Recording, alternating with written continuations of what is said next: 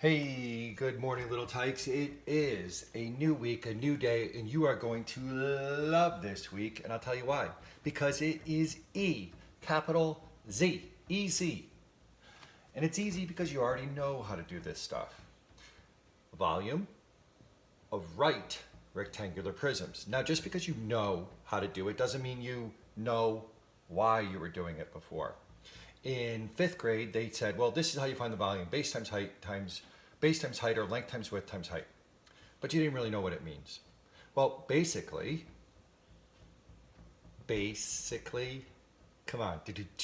Basically, you're trying to figure out how many unit cubes, whatever that unit may be, centimeters, inches, miles, whatever, will fit inside of this rectangular prism. Now, there are two kinds of rectangular prisms we're going to talk about. This regular one.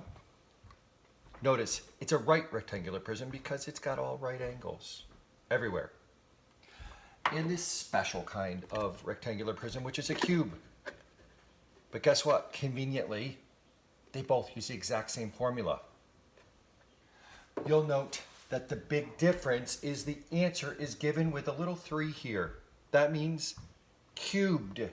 How many three-dimensional cubes of whatever unit will fit inside? So, let's just practice.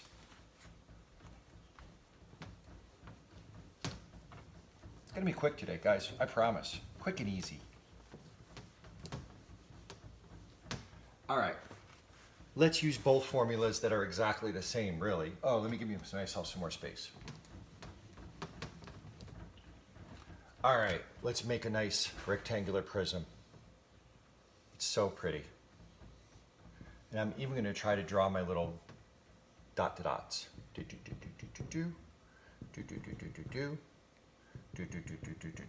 And I don't know why this one never works out, but ooh, maybe like this. Yeah, bam, nice. Base, because I don't want to draw sideways, height. Okay, let's make sure you can see that. Yes, you can. All right, let's call this, I don't know, 10. Let's call this, I don't know, 15. That's my height. This is my width. Let's call my length, I don't know, 2. Not perfectly to scale, sorry. I'll do my best. So, the first formula says find the base,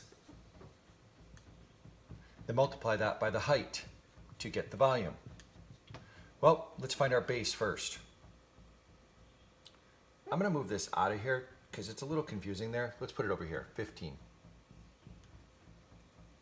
So our base is 10 times 2. That's this whole space here. And guess what? It's the same up here too, because opposite sides are equal. So our base is 10 times 2, which is 20. Our height is 15. 20 times 15. And because we can't do math in our head, because that's just way too hard, we're going to use our trusty calculator. 20 times 15 equals, looky, 300 cubic units. See that little 3? So that means 300 of these cubes that are 1 unit cubic will fit in here. All right, let's do formula 2. Formula 2, which isn't really even a different formula. It's just a different way of looking at the same formula. This might be the one you're familiar with. Length times width times height. So we just plug in what we see. Length, 10. Width, 2. Height, 15. Length times width is 20 times 15. Well, it was 300 before, so I'm going to trust that it is still 300 cubic units. So the volume of this rectangular prism that's 10 by 2 by 15 is 300 cubic units. 300 of these little cute cubes, oh gosh, will fit in there. All right, let's do a different kind of shape. Same formula, same everything. But guess what? It's just a slightly different shape. Still a right rectangular prism, but in this case, I'm going to do my best here. If I'm not perfectly to scale, don't send me any emails. I'm doing my best. Bam. Guys, that is a right rectangular prism that's also a cube. Still, same formulas. Length, width, height, or base.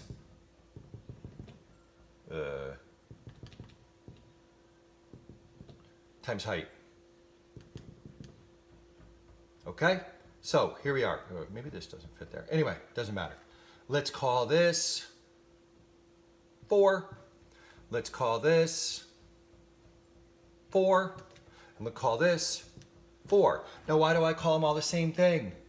Because it's a cube. All the sides are congruent. All the faces are congruent. But we don't care about the faces this time. We just care about what's inside because we want to know how many little cubes will fit inside this big cube. Well, let's do our first formula. Base is 4 times 4, which is 16, times our height, which is 4. I can't do that in my head, so I take out my trusty calculator. 16 times 4 equals 64. And because it didn't take that long to do that, I'm going to test it. I'm going to test that. 16 times 4.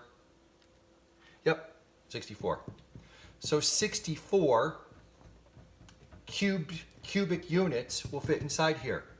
Let's do formula 2, which is length times width times height. 4 times 4 times 4. Yeah, you guessed it. It's the same exact answer. Length times width times height. Base times height. And that's it, guys. That's the formula. That's what we're doing all week. Good luck. Have fun. Bye.